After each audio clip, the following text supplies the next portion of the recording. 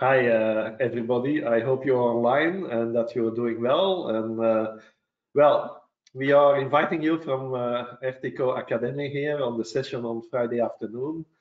We decided to have every Friday afternoon an interesting topic on ITS for the audience. So every week, look to your schedules. There will be every week a transmission going on. And this week's transmission is about truck platooning. Quite a subject on, and in fact, the deep question that we want to handle in this webinar is the potential, if truck platooning has a potential solution for the driver shortage that the industry is looking at. So questions that we want to, let's say, solved or handled during this webinar. Or is platooning a contribution to solving driver shortage? Because driver shortage is really going to be a problem. Certainly, there are a number of articles saying that driver shortage will double in the next decade. And also, if you look to recent articles on Corona, then you see the importance of drivers and trucks, and yeah, let's say the shortage that is coming up for the supplies. So the questions that we want to, let's say, have handled in this webinar are threefold. How can technology potentially support the industry? Platooning is a technology. How can it support? We probably get, I'm sure we get an answer from our fantastic speakers in a moment. And what have we learned on truck platooning, and especially on the European platooning, which is, let's say, taking the lead by the H2020 project Ensemble that ERTICO TNO are involved in. And of course, we are very interested to see what is going on in the rest of the world. And especially we have a guest from the USA here with the transmission going on. So, for some reasons, I would like to go to the next slide. Let me introduce you the speakers, and starting at the left side, we have Dr. Marika Hoedemaker. She's a project leader at TNO, and she is leading the H2020 project of Ensemble. So she's a real professionalist, and she knows all the insights of the project with what is going on. She is a doctor in the human factors and automated driving, so really a subject related to platooning.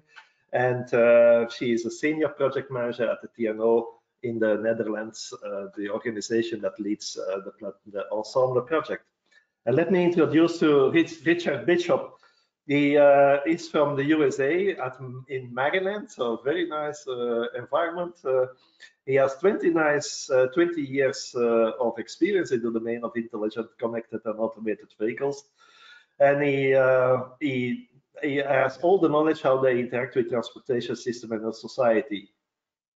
Today, it provides strategic consulting to automotive manufacturers, suppliers, and tech firms, and in this webinar, as well as advising federal and state government agencies in the US and abroad. And he was already a guest in Europe talking about, let's say, the platooning elements in the US. Richard also serves as the second vice chair of the American Truck Association's Automated Driving Study Group, and he is leading the truck platooning task force in this organization. So we welcome Richard. Also, you are involved in the Peloton technology, which is a leading technology of platooning used in the USA. So we have fantastic two speakers available.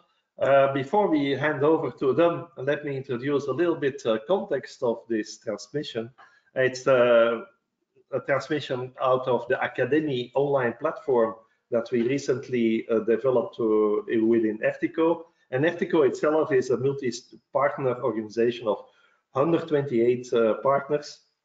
And out of a number of sectors, 8 mobility sectors that we are addressing, making sure that every innovation can hit the market, because all the sectors are there and they negotiate how this technology or new technology, automation technologies, transport technologies can hit the market. So it's about manufacturers, suppliers, research, service providers, traffic and transport industry, public authorities, users. You all find them here in this association, and they really discuss the possibilities with each other. They come to agreements on how innovative technologies can hit the market in a quick way, because it's not only about technology, you have to have all insights available to let it happen. I suffer again for making this slide. Sorry for the small technical interruptions. 4 focus areas of mobility are addressed within ERTICO. It is connected and automated driving. It is clean driving, so less energy, electric drive. It's all about city mobility and transport and logistics. And finally, ERTICO takes the lead in the deployment and the development of, let's say, leading European projects on ITS, 23 at this moment, EU co-funded projects. And in fact, besides executing these projects and having our congresses in Europe and in various places of the world, including the USA this year in Los Angeles, we have also 8 platforms, what we call deployment platforms, which are really focused to a number of topics like automation, mass, TNITS, which is a twinning project, and so on. Okay, good. Then I leave the work to Marika. She is going to give an introduction about ENSEMBLE, which is the leading platooning project today in Europe. Thank you, Frank. Thank you, and welcome. I have a short presentation actually about the ENSEMBLE project. Let me just get rid of this one. Just for your introduction, for some of those in the audience might have seen or heard this before, but it's just a start maybe for a broader discussion later on. Okay, well, it's an ENSEMBLE is an Horizon 2020 program. It runs for 3 years. We received 20 million euro funding from the EC that we divide over 19 partners, amongst which are all of the European truck manufacturers. We have Klepa on board, who represents the European suppliers. We have some suppliers as beneficiaries in there, like Bosch, Brembo, Continental, NXP, WABCO, and ZF. There's ERTICO, of course, also now kindly hosting this webinar. And there's some knowledge partners like IDIADA, IFSTAR, who is now actually called Université Gustave Eiffel, KTH, and the University of Brussels. And this is all coordinated and led by TNO in the Netherlands. ENSEMBLE. Our main objective is to pave the way for the adoption of specifically multi-brand platooning in Europe. And this we do by aligning and working on standardization with the 6 truck manufacturers. We also do this by implementing platooning in real trucks to show them driving under real traffic conditions, to show them driving across national borders in one platoon, or maybe in 2 or 3 different platoons. The idea is that we show how it's possible to do platooning with different brands in one platoon. And at the same time in the project, we focus on assessing the impacts on traffic safety, throughput, and fuel economy. So Marika, can I interrupt you? I forgot to say to the audience that they're always welcome to ask questions in the question bar, so that we can guide the questions to you or to Richard when appropriate. So that's something I forgot to say. Sorry for this interruption. No problem, but that's completely true. You can interrupt me by typing a question, and then Frank will read it out loud, I guess. So in general, truck platooning is the linking of 2 or more trucks in a convoy using connectivity technology and some kind of automated driving support systems. There is an expected quite some potential to improve road safety, reduce emissions, increase the transport efficiency and the driver efficiency, which I heard we're going to discuss specifically today. But the vision of Ensemble is if you want to really reach those impacts, then you really need the multi-brand approach. In the end, if you want to deploy, if you want to have them on the roads in Europe, you cannot stay with only platoons that drive with only trucks from the same brand. Much bigger deployment is possible, at least when you do the multi-brand approach. So the Ensemble goal is to harmonize those specifications, to realize the real multi-brand vehicle-to-vehicle communication protocol, which will lead to the standards for multi-brand truck interoperability. Specific attention, I'm going to explain in the next slide a bit more, is the two platooning levels or two ways of platooning that Ensemble defines. We will implement and demonstrate one of those ways of platooning, and the other one we will also draft the specifications for. And these are called in Ensemble the support function and the autonomous function. So you can have platooning as a support function or platooning as an autonomous function, and they are very different from each other. You can see the one, it's not only a step towards the other, they're different ways of platooning. You can see the differences in this little table here. For the support function, the driver is in the end legally responsible for the truck and his safe driving. While in the autonomous function, the driver is out of the loop. That means that in the support function, the driver is of course supported, mainly by keeping a coordinated speed, a coordinated gap, coordinated braking between the trucks in the platoon and your truck as a truck driver. But in the end, you need to stay awake, you need to stay alert, and you need to be able to react when for some reason the system cannot do that anymore. And that is the difference with the autonomous function, where the driver is only in the first truck, and in the trucks behind the first one, there can be a driver but might not pay enough attention, or there can just be no driver in the following trucks. That is up to how the future will look like. Do you want to ask a question?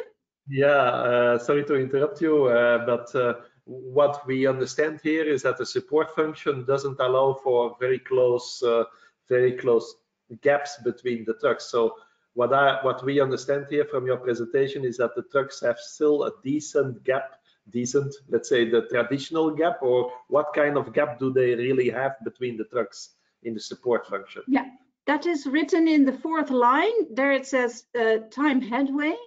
And time headway is a way of measuring the gap between the trucks in seconds in this case.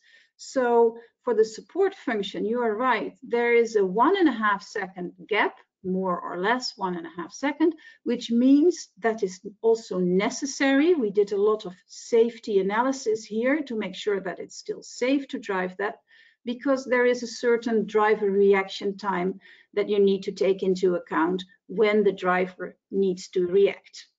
So that's why you cannot go below that 1.5 seconds. Yeah, this is still because the driver is responsible that you have to maintain this gap. Is this different from the actual legal prescriptions in Europe? No. The legal prescriptions in Europe that depends a bit on the country you're talking about. Some countries prescribe a certain amount of meters, which is 50, for example, which is around this 1.5 seconds, depends a bit on the speed you're driving. Some countries say you have to keep a safe distance, meaning that you are able to react for whatever kind of situation you're in. And that is also in accordance with the 1.5 seconds, because there's still your reaction time. So yes, this is in accordance with the current legislation. So if you now look to, because there is a nice question also from the audience, these questions coming from the audience anyway. If you look to the technologies that are used in the support function, these are the traditional ACC and radar technologies, or? Yes, they are based on that, but in the platooning way of using it, it's coordinated throughout the whole platoon. Okay. But it feels, I guess, for the driver, it feels a bit like you're with an ACC, because it keeps the speed for you, it keeps the distance for you, but not just based on an ordinary ACC only looking at the truck in front of you, but with coordinated speed and distances for the whole convoy. Okay. And I'll add briefly, you'll see in my presentation that those factors are very, very different in the US. I'll explain later. Yeah, and that's a nice introduction to your presentation. Please go ahead, Marika. Yeah, I will go ahead. So I think this was the main explanation about the differences between the two functions. The project Ensemble will demonstrate and implement only the support function, but as I said, we will provide the specifications, which are standardized specifications for both of the functions. And one question that comes in now at this very moment is then both technologies, let's say, the support function and the automated functions, are they both on the classical V2V G5 communication, or is the communication important here, or what? It is. Well, of course, it is. The main part is based on communication protocols here. At this moment, we are focusing on the currently available ITS G5, but the specifications, we try to be as technology neutral as possible. So when in the future, near or far future, this would be possible with 5G, for example, then it's still possible within the Ensemble specifications. So that means that we can scale up from any technology. Currently, I understand it's G5. But yeah, imagine that a lot of countries maybe they also look at 5G, of course. We can scale up from one technology to the other technology. That's what we understand here. Yes, correct. Yeah, okay. Correct. Yeah.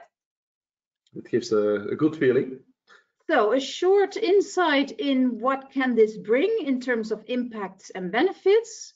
In general, one can say that Ensemble focuses on the accelerated innovations in terms of technologies. So it paves the project, and the developments there pave the way towards more autonomous platooning, comparable to what some know as SAE level 4, by providing the important cornerstones for the required technologies. So the technologies used in the support function are also the stepping stone or the cornerstone for the autonomous level 4 functions there.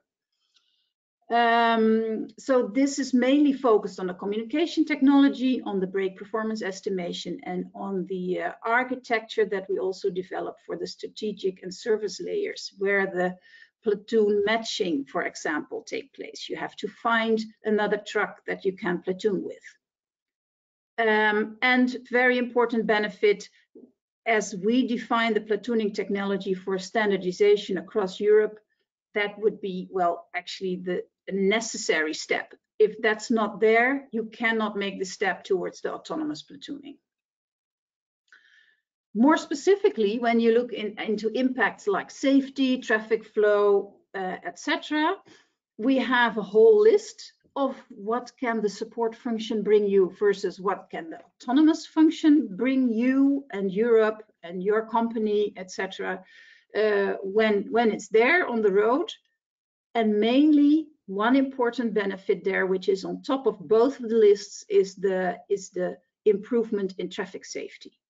Already when we have the support function in place, we have a safer distance control compared to the current driving situations where trucks drive even closer than the official 1.5 seconds, I would say, without any support in their gap and speeding behavior. So the system gives you safety. The system will support you in a faster reaction to potential dangerous situations because of that vehicle-to-vehicle communication in place. When you're the third one in a row in the platoon, you might not be able to see very well what happens in front of the first one.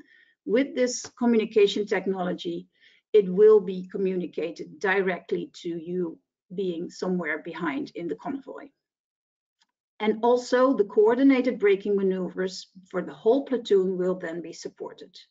So you mentioned the person in the third truck. Is the platoon then limited to 3 trucks, or not at all? Not at all. No, not at all. It was just an example anywhere, if not the first one, because the first one you see.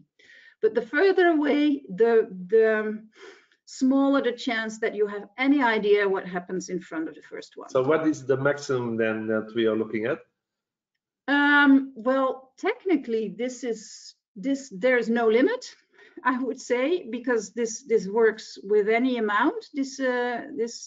But practically, I think we have to look at real impacts on, for example, traffic flow, which is the next one. What does it mean when you have a 7-truck convoy there who is in a platoon? What is that still beneficial for the traffic flow? How will other normal passenger vehicles react to that? So I guess the ideal length depends on the experiences with that. Okay. I also got nice questions. Is this now only trucks, or can we also do it for cars, automobiles in general, or maybe even buses? That's a very, very good point. I think it relates a bit to the second bullet under the improvement of traffic flow, because when we have that communication protocol in place and standardized for the trucks, there's nothing that actually withholds you to use it or pick it up for passenger cars, for example, or for implementing it in other types of vehicles. So the more vehicles on the road can somehow communicate or link to that same communication protocol, it improves the awareness also for the other. Then you are a cooperative vehicle. So yes, that would be the ideal situation, I guess, that it will be picked up by even other types of vehicles as well. And yeah, in order to make this possible, then I guess there is a severe standardization necessary. And you know that ETSI is already working on this cooperative communication. So is Ensemble or our action coordinated with this standardization? Yes, yes. Ensemble is closely linked with what's going on in ETSI. Also by the partners that are active in ETSI, bring in Ensemble in there. So that was also the plan to bring it, to take it up into the ETSI standardization. Yeah. And then I have another severe question, quite a different one, a difficult one in my opinion, and a quite sensitive one. That is, you know that G5 and 5G in Europe are in each other's forwarder. They overlap somewhere in the frequency band. Is there any information about this? Will this impact our Ensemble's attempt to deploy it or to develop it and to show it, or what's your insight on that? Well, I would say no. Of course, there's the idea is that that when you want to implement this at the moment, it's you cannot do it with 5G because you need that everywhere available on the roads you're driving. So you need a huge coverage, and as long as that's not there, it's better to do it with the ITS G5. Okay, thanks for the answer. Does this finish your presentation, Marika? Yeah, I think I need to go on, but because I have some of those. So there's improved traffic flow, and with regards to the fuel consumption, because of the larger distances in the support function, there is not much difference expected in fuel consumption when compared to the current real traffic situation, because we are already driving in that distance. But when you go to the autonomous function, where we have some of the same benefits, but not all, there you could have much more expected improvements in fuel consumption on top of that, because you have the shorter distances. Okay, and I have two more very interesting questions.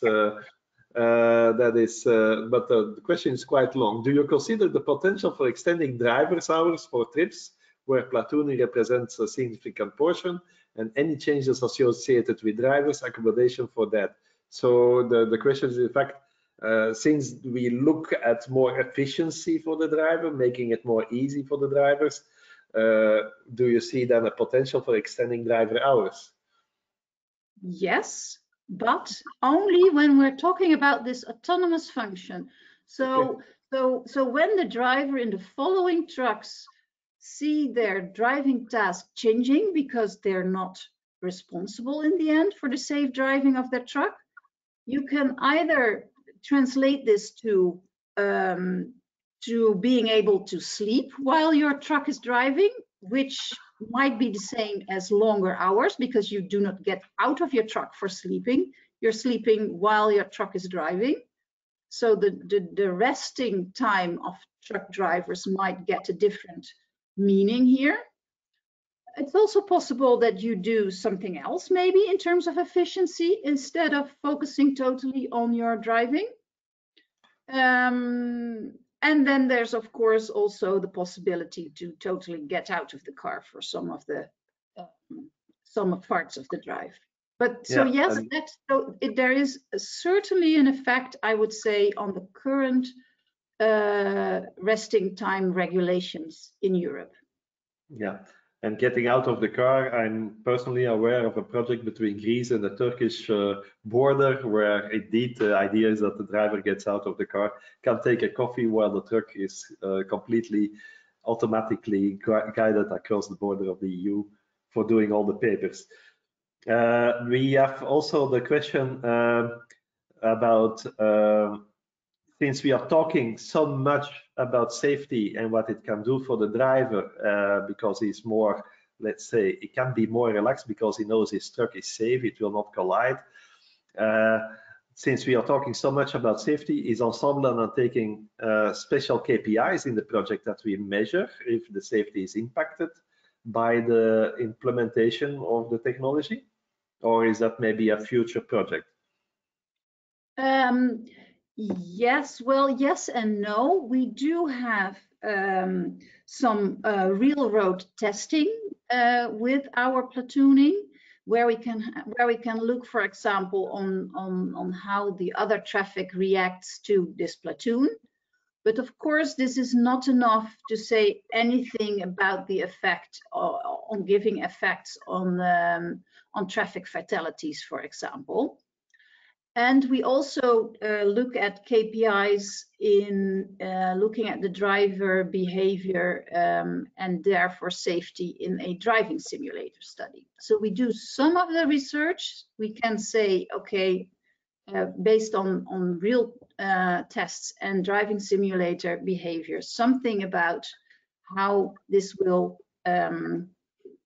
affect total system traffic safety, I guess. Okay. We can do some predictions on that. And then there is a nice question about if we consider now the support function of Ensemble, which is going to be developed, and which is being developed, being tested, and being deployed. Can you describe what happens when there is another car cutting in or cutting out, for instance, like an entrance at a highway or an exit at a highway? What is then the behavior of these trucks? Yes, this is one of the main, well, one of the use cases that we looked in, of course, because that's going to happen quite a lot. This will look as follows. The communication between the trucks will stay alive, but the trucks will increase their gap as soon as they detect the intruder in between the trucks. So, but they keep the communication alive. They will open up the gap a bit more to make room for the cutting in or cutting out vehicle. And as soon as the vehicle is through, either to take an exit or to entrance the highway, the gap is closed again. So this is really a nice feature, because I guess this was one of the major concerns that I saw when I started with this project, from people saying, well, if we are going to consider a wall of 7 trucks on the highway and we have to then to find the exit of the highway, driving next to such a wall of trucks, that is very dangerous. But what I hear now is that that there is a kind of automatic behavior that guarantees the safety of all drivers, and that's of course a fantastic feature. Yes, yeah. It's very important to know that you will be detected by the system that each of the trucks has when you're somehow end up in between the platoon. Yeah. Okay, and then there's also a question about, let's say, another use case, the use case of having the platoon driving uphill or downhill. How do you see this happening in the support function? What happens then? Well, that is a really good question, because in a platoon you always have to deal with the worst performing truck amongst you. Let's say the one with the highest load goes the most slowly up the hill, for example, or has the worst braking performance. So this is why this we need to know, and then this is adapted to the other trucks. The only thing we do not know at this moment, what is the best way to deal with such a situation of, for example, going uphill. There's 2 solutions. You go as slow and as the slowest truck among you, and then you stay intact with your following distances, for example, or you let go a bit of your following distance and you give some more room for the slowers to stay a bit behind when going uphill. It depends on if you're optimizing for fuel consumption or whether you're optimizing for keeping the platoon together also when you're going uphill. Okay. Yeah, and definitely also I was driving to Germany at a certain moment, and you see all these trucks in a fantastic wall going uphill, and of course the slowest determines the speed of the whole row of trucks.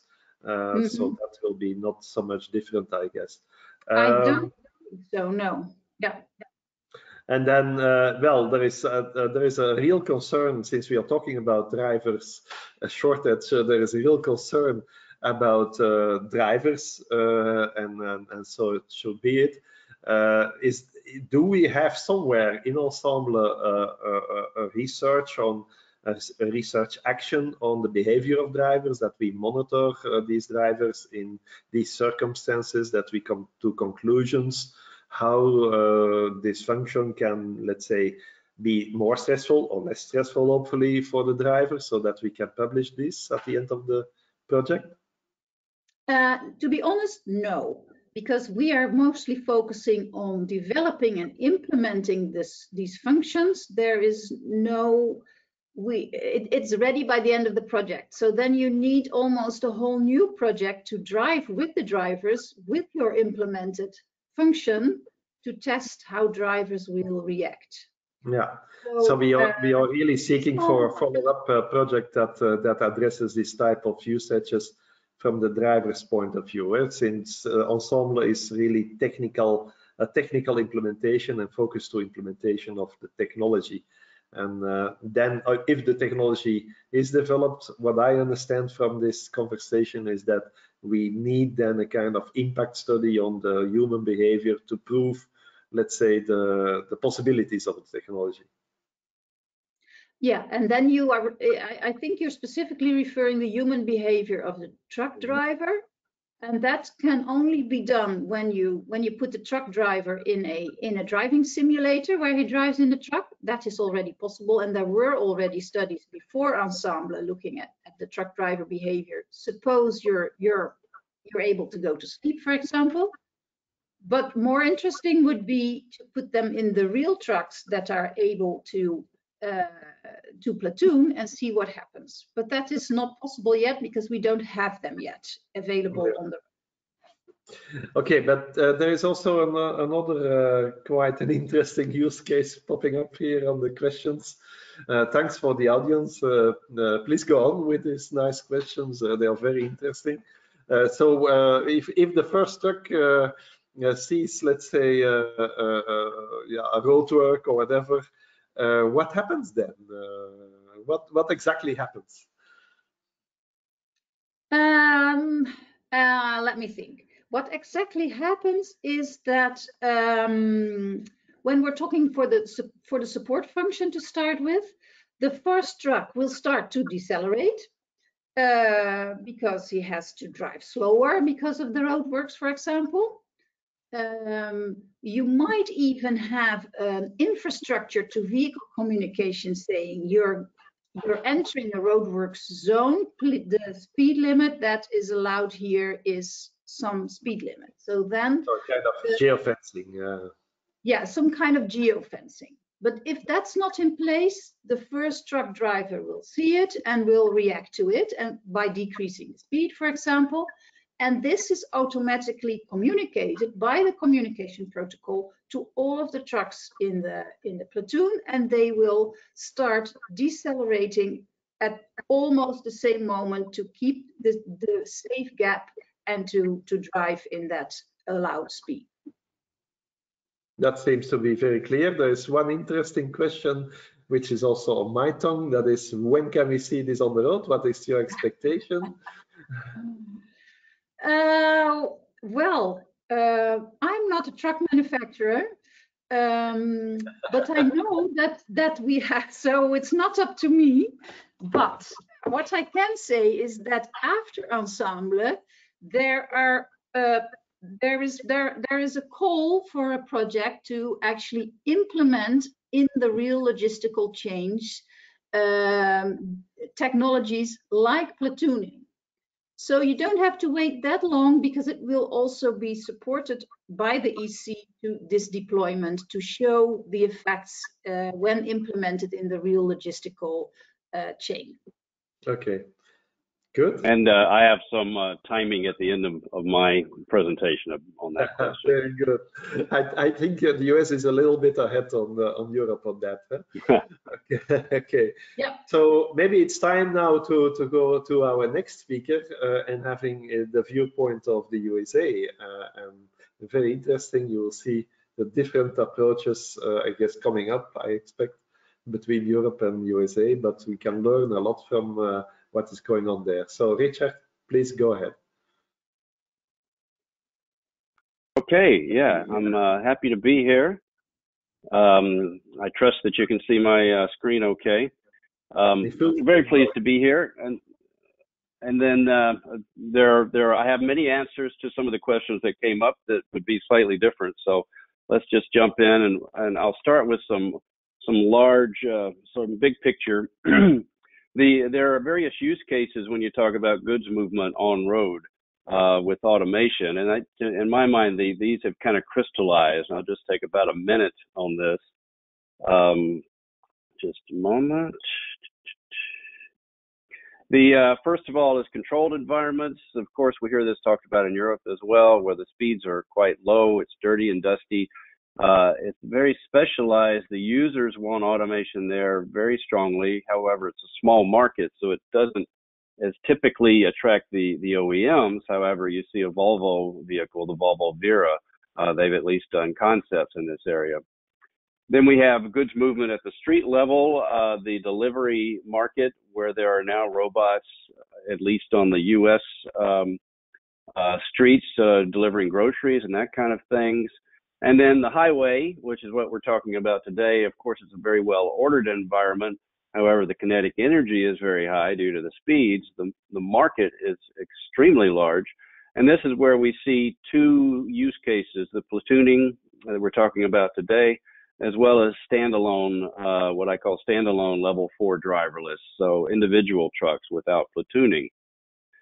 The currently active truck automation players are shown in this slide. There's a lot of players there, right? I think there's about 17 here. You see OEMs on the bottom. There's about 12 startups that are active. Some of them are involved in platooning, and I'll get into that. So we have what I think of as level 1 platooning using the US terminology, SAE levels. First generation and coming after that, second generation is level 4. So the level 1 is similar to the support level with in ENSEMBLE, and level 4 to the autonomous level. Let me just talk about how platooning is discussed in the U.S. There's some overlap with Europe, but not a complete overlap. You see the extremely large interstate highway network there in the photo. We talk about platooning as being close drafting, done safely, and reducing fuel use. So fuel use is what drives the business case for the first generation platooning.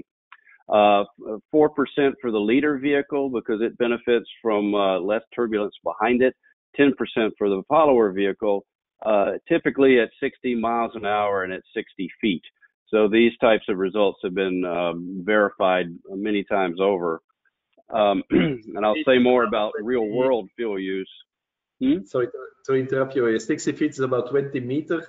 So they are closer than in Europe, because in Europe, what I understood from Marika, we are talking about 50 meters. Is that the reason why the fuel consumption is lower? You can work on the fuel consumption probably. Yeah, and in time headway, this is about 0.6 seconds. So it's significantly less than what's being discussed in Europe for the first generation. Our focus is really the same as Europe, close following using via connected braking. The longitudinal control of the two trucks are synchronized using V2V, using DSRC. I don't have the time to go into the spectrum issues too much, but I would agree with Marika that as things transition to cellular V2X, then platooning can transition to that as well. But currently, cellular V2X doesn't support this. It will come. The focus is to operate only on multi-lane divided, limited access highways. Level 1 platooning by some is called driver assistive truck platooning to emphasize the driver role. The front driver drives normally. They have crash avoidance support, automatic emergency braking. The rear driver steers and monitors the road and responds to other traffic as needed. They can change lanes, whatever, but the longitudinal control for the rear driver is automated. For commercial launch, the focus is 2 trucks only. There's a strong business case there, and the feeling is there's no reason to create extra concern for the public and regulators, et cetera, to talk about 3 or 4 or large numbers of platoon trucks. So it will start with 2 trucks only. There's plenty of customer demand for that. And then the level 4 following, driverless follower is one term for it. Auto follow is another term. The front driver drives normally as before, and there's no driver in the follower trucks is generally the approach there. The customer fleets out there are not prioritizing multi-brand platooning. So this is a big difference from the European situation. The reason for that is that the U.S. fleets tend to be very large. The top 5 fleets in the U.S. in terms of size together comprise 100,000 trucks. That's a lot of trucks. The top 2 fleets are UPS and FedEx, and they comprise 50,000 trucks. So they have multiple brands within their fleet, but they have so many trucks of a single brand that for initial launch, it's just not a concern. They can go to market. They can be very happy with trucks that just work with a single brand, and that allows the market to start much earlier. So these are the currently active truck platooning players. The startups are Locomation and Peloton Technology. You see I have OEMs at the bottom. Daimler said a year and a half ago, that they did not see a future for level 1 platooning, but they left the door open for higher level automation. So that's why I have them still listed on that slide. So let's get into level 1 platooning. I'll use several slides here from Peloton Technology because they are the most visible player in the U.S. in terms of level 1 platooning. If any OEMs are bringing it to market, they're not being public about it. So only Peloton is bringing it to market in terms of what's being said publicly. These are the fuel savings they talk about. Just as I said before, the system is really, the truck safety systems work together so that, you know, the automatic emergency braking radar based on the front truck may see something ahead that doesn't require braking of the first truck yet, but that information can be fed to the rear truck so it can start braking potentially before the lead truck, depending on the situation. So we expect a dramatic reduction in mitigation of frontal collisions, increasing fleet and driver productivity. And the aspect of driver teamwork has come across very strongly. The drivers have a truck-to-truck direct audio channel to talk to each other and coordinate lane changes, for instance. The rear driver also has a view from a camera on the front truck. So there's some situational awareness provided to the rear driver, and they like that. Another really important aspect is the cloud side, the network operations cloud that controls platooning to a degree. The cloud ensures that the system is only activated on the limited access highways, so there's a geofencing going on. So it provides ability to platoon when the truck is on highway.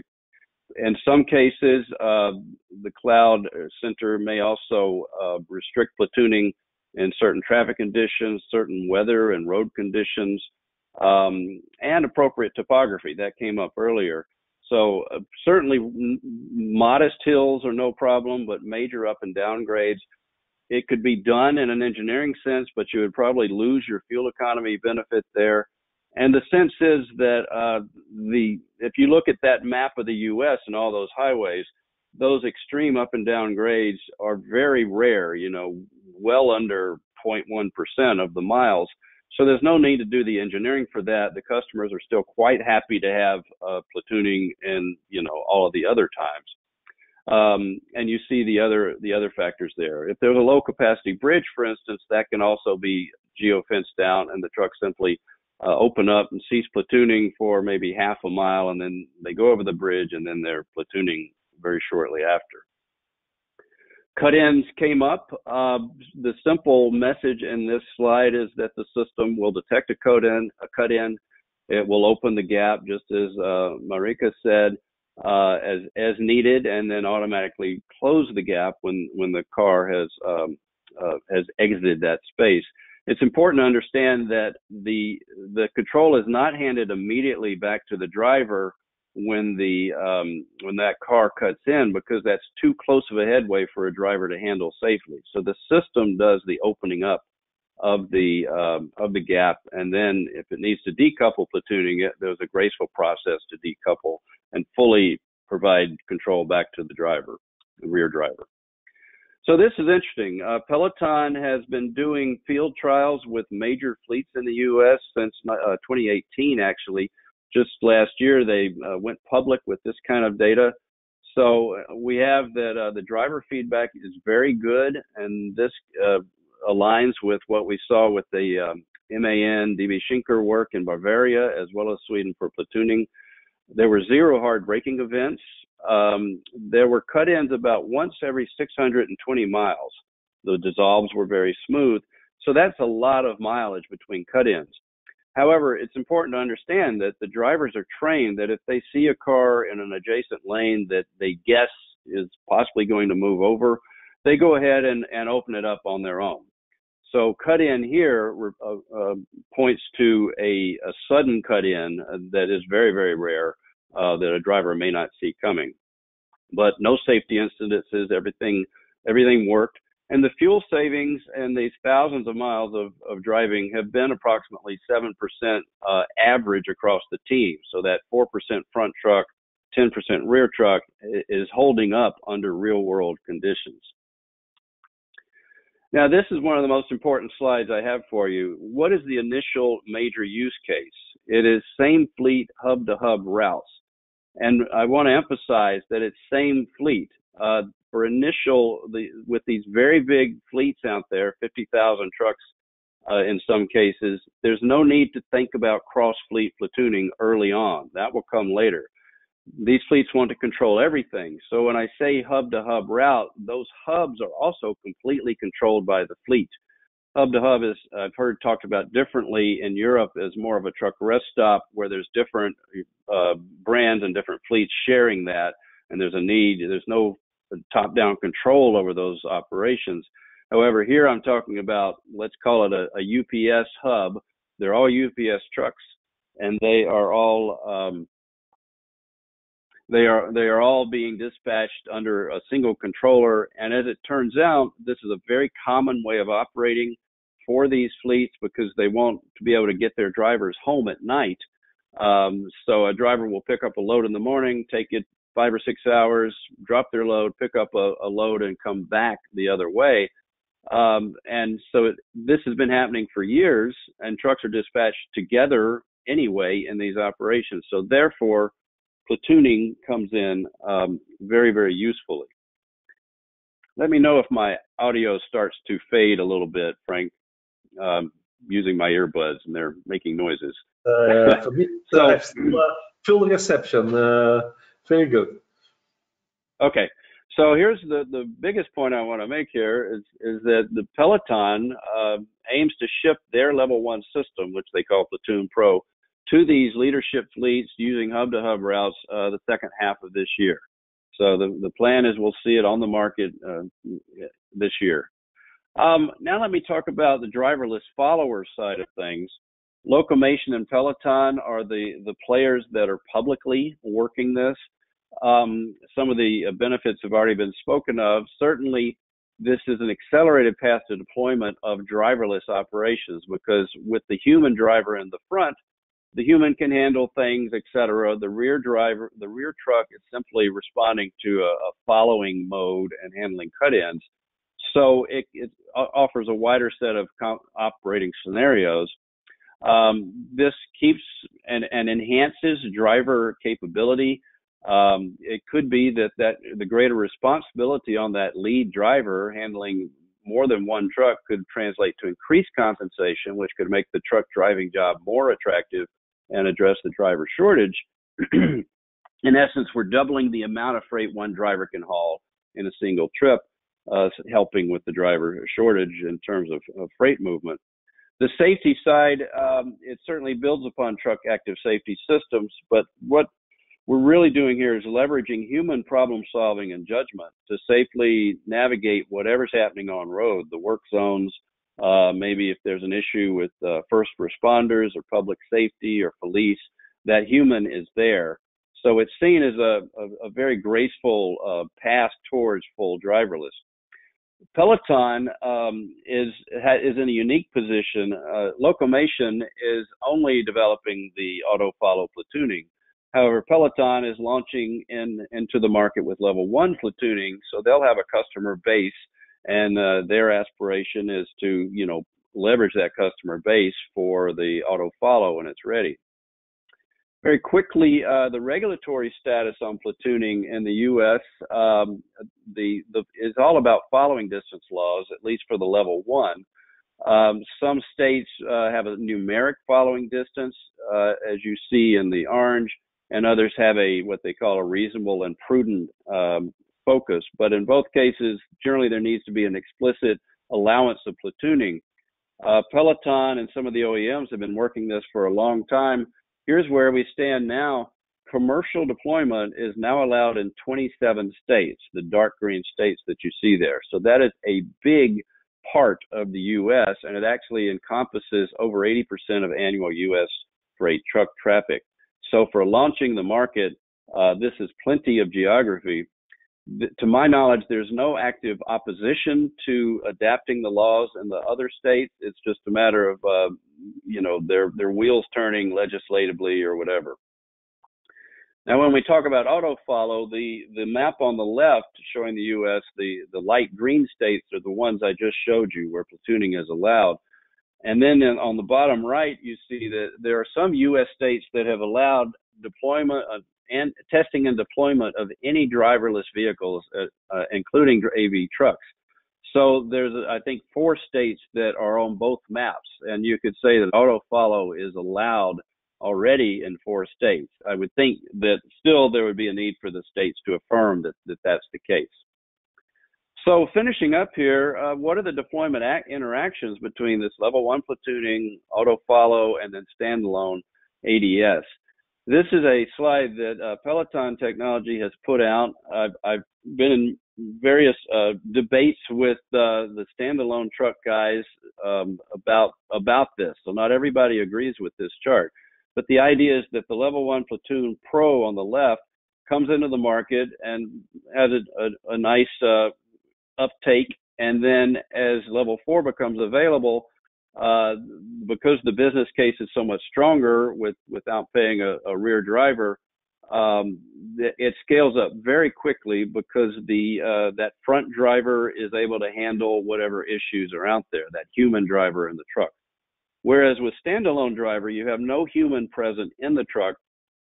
That can still be done. You know, that technology is moving along very well. However, it typically requires HD maps to be created in advance, and there's going to be limitations and weather capability, etc. So standalone driverless will keep progressing and eventually be commercial on the market. It will scale more slowly because of those factors. They could come to market at about the same time, but the auto follow platooning will scale more quickly. My feeling is there's enough room for both here. But people debate this, and I invite a debate, you know, with our time remaining. So I wouldn't call this this is certainly not the only story of how things will go forward.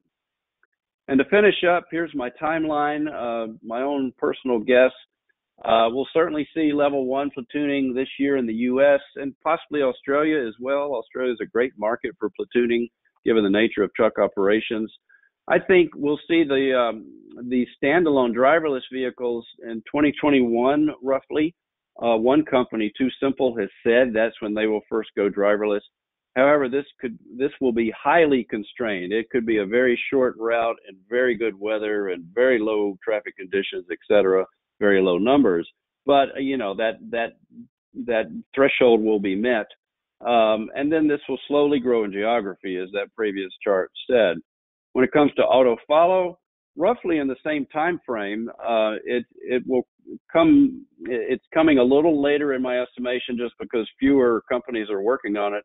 But we'll see rapid uptake by the already platooning fleets that are out there using level 1, and it will spread pretty quickly across the USA geographically. So roughly, you know, we're within 2 or 3 years of seeing these things in the U.S. It's not only when they come to market, but it's the scale in terms of the overall impacts. And I will stop there. Thank you. Hey, Richard, this was very, very interesting. And I guess we saw, of course, the differences. You showed, for instance, the 4 states in the US that adhere to the full automation thing. Of course, these are states that are very where the density of people and traffic is probably very low as well. I saw, for instance, the north, the Phoenix area going up to the north. I've been there; it's quite a remote place. But of course, it shapes possibilities for long distances and really having less drivers needed, but also saving fuel. That's very clear.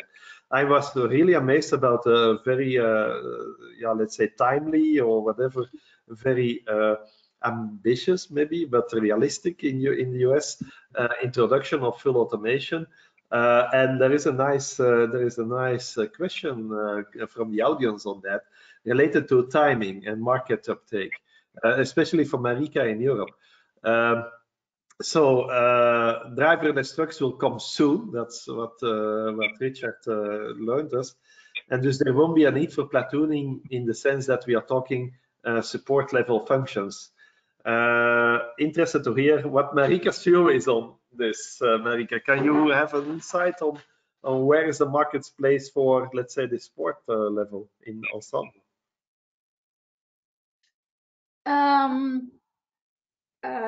Well, I guess the most of the deployment plans are focused indeed on the autonomous level.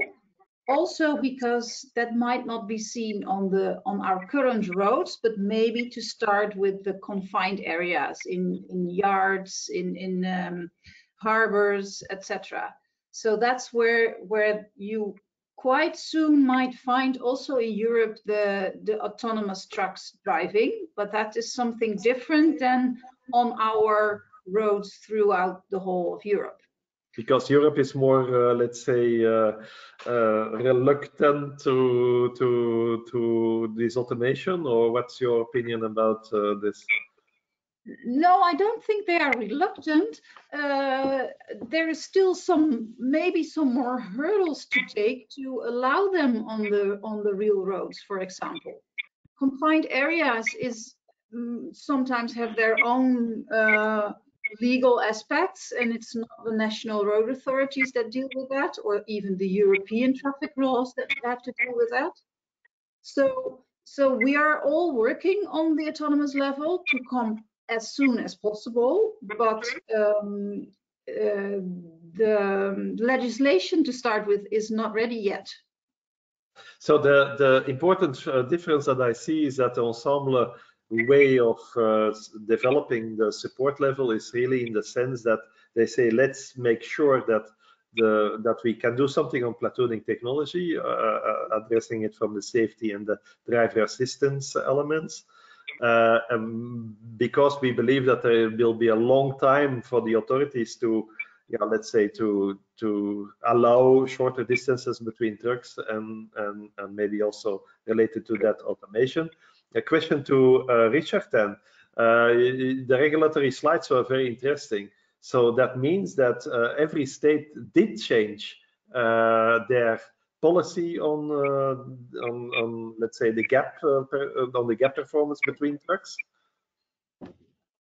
Yeah, that's correct. You know, in many cases the legislation says that their original restrictions on truck following distance apply unless you have a platooning system in operation, and that's the way it's been done. And how do the authorities know that it's a platooning truck? It is a self-assertion, self-certification. In the same way, trucks, you know, they choose to go whatever speeds they're going. The police from the outside can't tell if the driver's hours are being complied with and things like that. Okay, so that means that for platoon-enabled trucks, like you described, it's a kind of separate compliance test or compliant, but it's a self-certification. That's what I understand. It is. It's self-certification. Okay, and then related to that, there is also the question about the licenses on drivers. Do the states require another driver license, or do they accept that if you are a driver, you can drive those trucks? Yeah, it's been a light touch in terms of regulation. You know, the truck fleets train their drivers as needed. There's really been no sense that there needs to be a special driver's license for this. Particularly, we're talking level 1 platooning, where the driver's experience is very similar to adaptive cruise control, and the focus in the U.S. has been, don't treat platooning level 1 like it's something crazy different from what's already out there. It's really a fairly simple system for drivers to operate, and training takes typically half a day, and the drivers love it. And so our focus in the U.S. has been, don't overdo it. And is there any study, because you already have a lot of, let's say, experience, a lot of miles driven, because you showed, let's say, the impact of the average 7% of fuel reduction coming out of, let's say, a very long experience of miles driven. Is there also a test on drivers, or let's say an insight on drivers, how these drivers in the US, let's say, experience the level 1. There has been some private testing done, not testing that's in the public sphere. So the developers have done testing, working with their fleet customers, but nothing published in that sense. Okay. Okay, and any let's say insights from unions or drivers unions, or how do they react to this? How do they react to this evolution in the US? What is the general opinion about this? Well, of course, level 1 platooning still fully utilizes drivers, so that sometimes there's been misunderstanding that these were driverless vehicles due to sloppy media reports, etc. But so there's been a need for education, but generally not a concern in the labor world. There has been some concern that this is the camel's nose under the tent, you know, that it's going to lead to full driverless, but I haven't heard much of that lately, because full driverless is coming anyway, independently of platooning. Yeah. Now, yeah, and of course, if you have full driverless, then you have in fact automated platooning anyway. Now, the other thing that pops up in my mind is that do people, let's say hauliers or fleet managers, are they attracted to buy these new trucks because they believe it gives a benefit to them, or because of they seek that it can solve driver shortage? Is there a kind of movement to buy new trucks and to buy these trucks? I think the prime motivation by far is the fuel economy benefit. Okay. But because it's still an important factor that drivers consistently like the trucks. The Peloton guys say that when they finish up these customer trials, the drivers complain that they have to go back to their regular way of driving. So I think it does help with retaining your drivers very much, and probably in hiring new drivers, particularly younger drivers. Okay, it's a clear answer. Okay, I see no more questions coming up from the audience. You were very active in posing questions. Thanks for that. It's also an interactive session. It's also the end of the work week, but in the US they still have to work a day, but we are at the end. But I see also the questions coming up. Let me finish a little bit about let's say how we in Europe bring this platooning technology to the world, and what the role of ERTICO, and in special, let's say, a platform that is being developed as a multi-stakeholder platform to support, let's say, the activities of Ensemble. So am I online? It seems like that. ERTICO main contribution in Ensemble is our communication exploitation leadership, which is always the case, which we do, for instance, by this academy. Involvement of relevant public stakeholders, we come to that in a minute. Active contribution in specification testing and business analysis that we do together with, let's say, the lead partners in that. Active contribution to standardization activities. Also, we are follower in that. We contribute to that. We are not a leader in that. Fostering collaboration with other projects and platooning activities. That's exactly what we try to do also here with, let's say, inviting Richard from the US in this. Event facilitation, and of course a final event together with TNO. And we have the intention to make a full documentary on, let's say, on how this project goes in all aspects, including regulatory, including, let's say, the impact assessment studies that has been done in Ensemble, also on the physical infrastructure, on, let's say, on the business impact and whatever. So this documentary is in fact a final movie that is going to explain all the benefits of the Ensemble project. Now, in order to support that Ensemble project, there is a complementary action going on already since 2016, which is called the ETPC, the European Truck Platooning Challenge Platform. And this is in fact the multi-stakeholder platform that we have formed, that has been formed by, let's say, what is called the ambassadors.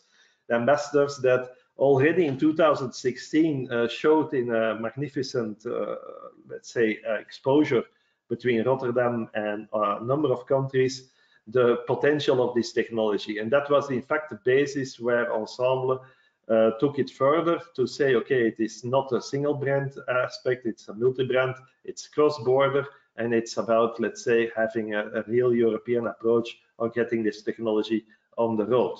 And what you see is that all the stakeholders, CLEPA, CEDAR, ESC, IREG, IRU, and ASEA, or let's say the founding fathers, so they are in fact the multi-stakeholder to agree together on what is now possible and what is now the common view on getting this technology on the road. And in fact, one of the main activities besides supporting Ensemble in many insights, it's also the network meetings. And the network meetings are like a two-fold meetings every year, open to everybody that like to know more about how the progress on platooning technology works. And typically these days are like 3 sections. Section 1 is, let's say, where we want to give a general information about the update on the European and international projects. That's a big part of the day. Second part is about the status and progress of Ensemble, really explaining from the project point of view how far the project is, what has been done, what are the major results, intermediate results, what are the, let's say, the strategies in the project, communicating to these multi-stakeholder people so that they are aware about the progress that is being made in this Ensemble. And section 3 is exactly the opposite. It's about their insights, that they say it's progressive insights, like also Richard says. It doesn't come from day 1 to day 2 that authorities, for instance, change the law or have, let's say, hauliers to buy these trucks and fleet owners to buy these trucks. There is a kind of generic movement in a common view that goes from time to time. And in fact, the new insights are coming from this market status and demand are fed to Ensemble to make sure that Ensemble is aware about this and can react on that. Typically, a very important element is exactly this element, which was created in the workshop of November 2019, where we took, let's say, the specifications of the supporting function of Ensemble, matched or, let's say, analyzed against, let's say, expectations that were raised previously in a previous workshop of ETPC. These were expectations saying, okay, what kind do we allow, let's say, what kind of gap do we allow? Where can platooning, where do we see platooning on the roads? What kind of roads can accept platooning? So there was a kind of vision 2022, that a common vision of the ETPC stakeholders on how platooning could be deployed to the market, and in what applications and usage it could be done. And almost independently, Ensemble came to the support function. And in this specific workshop in November 2019, we did the compliance check, let's say, if the support function is in line, let's say, with the expectations of the stakeholders. And what you see is almost like a full green, where the red is not so important, because the red are, let's say, expectations about applications and services, which are not developed by Ensemble anyway. So these are outside the project. But indeed, if you look to the USA, like Richard already said, very nice application for the drivers are mentioned. For instance, the look-through, meaning that drivers in the subsequent trucks can have a view on a monitor what's happening in front of the row of trucks. And also, let's say, the intercom application, which was mentioned, is also a nice feature that we could think of. But these features are, let's say, service features on top of, let's say, the V2V application that is necessary for the trucks itself. So these applications are completely OEM driven and not part of this European standard in itself. Of course, the European standard, the V2V, can support those applications. So this is the role of ETPC and Ensemble. What we heard is, let's say, the European view and the US view, and also the impact that it can make and the expectations that it can make to the, let's say, to the drivers, and the expectations that it can adhere to the, let's say, developing, making drivers more adhere to the technology, making them more confident with them, making them safer. So we believe that there is clearly a potential impact of this technology on the driver shortage in both US and Europe, I guess. And clearly, if we look to automation, the US is a little bit further away that it can be deployed to the roads in a very early stage, as I see it, so like 2022, 2023, and where in Europe we have, let's say, the idea to deploy it in the confined areas. So let me close and thanks everybody, especially the speakers, Marika and Richard. Also the regie that you don't see, it's Julia from ERTICO behind the screens. They are not on the screen, but she is handling all these nice screen differentiations. And also, of course, you as a, let's say, 53 or even more attendants at a certain moment. We are about 60, I believe. Attendants, thanks for watching this video, and I hope you enjoyed it, but also you have learned it. And thanks for the interactivity, and I hope we have given you the answers to the questions that we expected. So this was a, let's say, a nice transmission from the ERTICO Academy. And if you watch at the left side, it's not the only information that we give. There is a lots of other learnings on other ITS topics that you can find on this e-learning platform, and we welcome you to visit it and get more insight. Like we said, we have the objective to, or the, let's say, the intention to have every Friday afternoon a nice topic that should interest you. Okay, thanks a lot and ciao.